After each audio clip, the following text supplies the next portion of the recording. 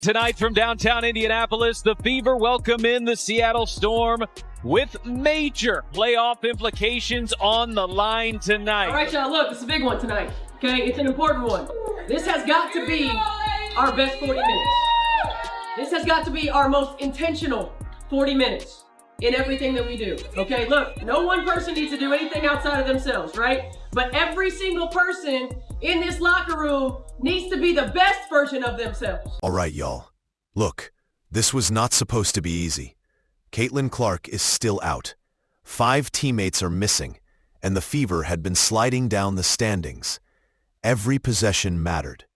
Coach Stephanie White even told her team, "This has got to be our most intentional 40 minutes. The playoff race isn't waiting for anyone." Aaliyah Boston and Izzy Magbagor in the center jump circle. We are underway from Indianapolis. Odyssey Sims tracks down the jump ball and lays it in.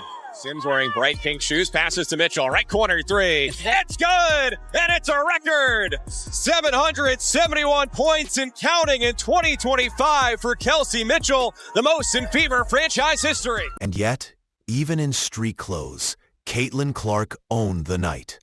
Why? Nike chose this game to roll out her brand new Double C logo, plastering it across Gainbridge Fieldhouse. Shirts, banners, glowing lights. The whole arena looked like it had been rebranded Caitlin Clark Arena. Fans put on their free shirts instantly, turning the crowd into a unified whiteout. This wasn't just basketball. This was a cultural event. If you're fired up, then drop a comment. Let's get into it. It was really unique. I think it's very creative for Caitlin Clark to come up with something like this. And I just enjoy all of it. It's like aura. We love it! It's simple, yet it speaks a lot. I love it so much.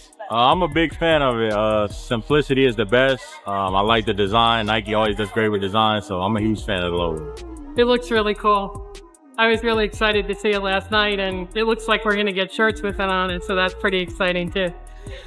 I like it. I like how it incorporates the CC. I love it. Double C's. Let's go, Caitlin! The ball tipped, and instantly the Fever showed their intent.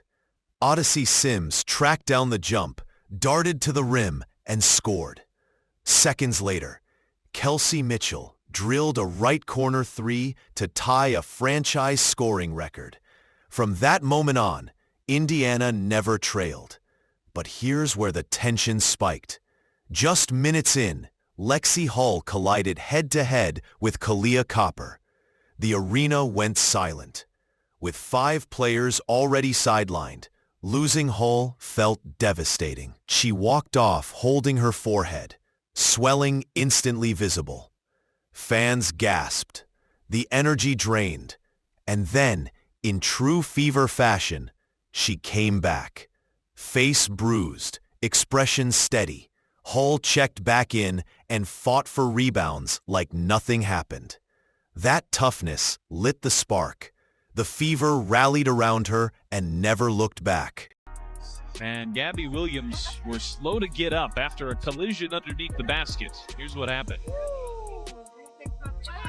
Oh, that is a major collision for the two of them. They both knock heads. It took them both some time to get to their feet.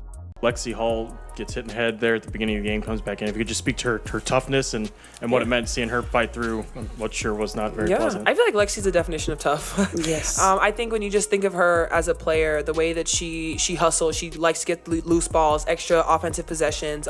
That's what she does. I mean, she got hit, she came back and just continued to contribute again. Was a pest on defense, just making her presence felt, offensive rebounds, and that's just who Lexi is. So. Yeah, I mean, that was disgusting. I don't know if y'all saw it, but I mean, it's who she is.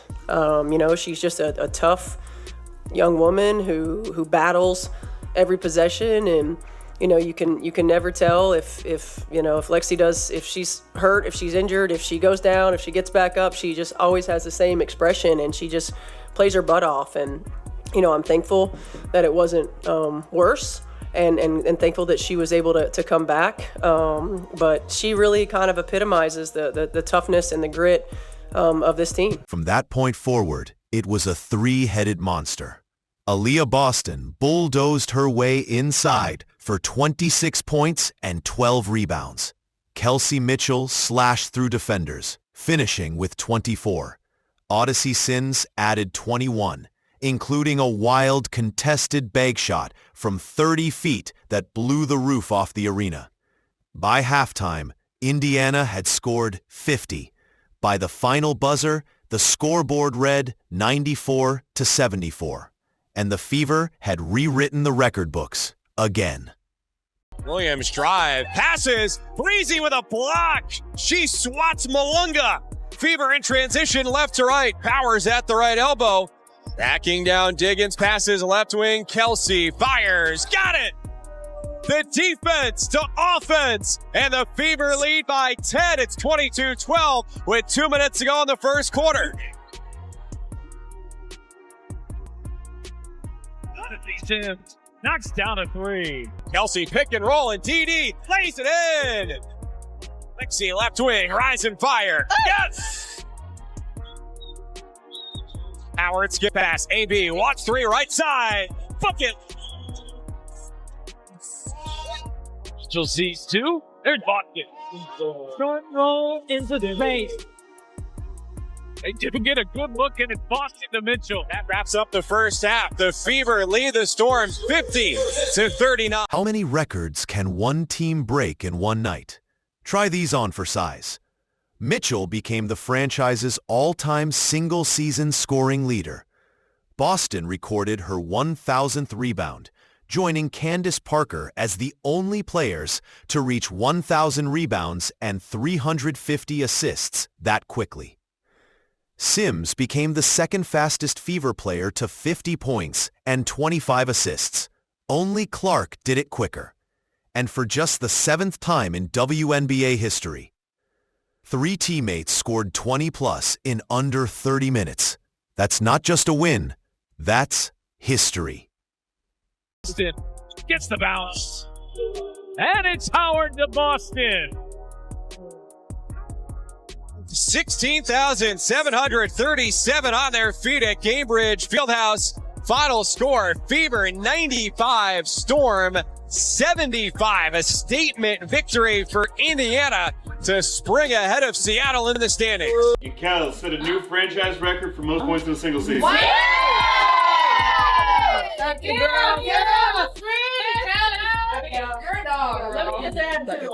AB, 1,000th career rebound. Fastest player in Fever history to do so.